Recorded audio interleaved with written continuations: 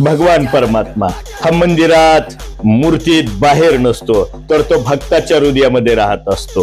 प्रभू रामचंद्राचा राज्याभिषेकाचा प्रसंग, युद्धामध्ये पराक्रम केलेल्या सर्व शूरवीरांचा यथोचित सन्मान प्रभू रामचंद्रांकडून होत होता. पण हनुमंताचा मात्र सन्मानही नाही आणि साधा आदरपूर्वक त्याचं नावही घेतलं नव्हतं.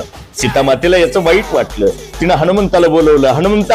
हनुमंत धावत आले. काय आई? सीता मातेनं स्वतःच्या गळ्यातला मौल्यवान असा मोत्याचा हार काढला, माळा काढली आणि ती हनुमंताला दिली.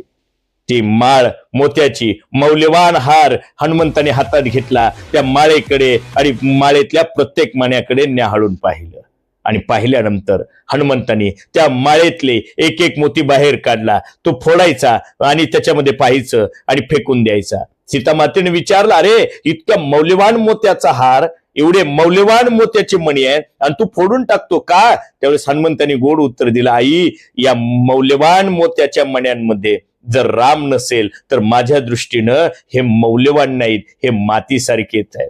हे उत्तर ऐकून सीतामाईला हसू आलं आणि विचारलं, अरे तुझ्या आतमध्ये तुझ्या हृदयात आहे का राम? इतकं ऐकलं आणि प्रभू रामचंद्राचं नामस्मरण केलं, जय श्रीरामची आरोळी दिली आणि हनुमंतानी स्वतःच्या हाताने छाती फाडली. आणि आश्चर्य म्हणजे त्या छातीमध्ये प्रभू श्रीरामचंद्र, लक्ष्मण, सीतामाई आणि त्यांच्या पायाजवळ हनुमंतराय हात जोडून उभा होते. ही भक्तीची उच्च कोटीची कथा आम्हाला सांगते की भगवान परमात्मा हा बाहेर नाही तर भक्ताच्या हृदयामध्ये वास करत असतो, राहत असतो. जय श्रीराम.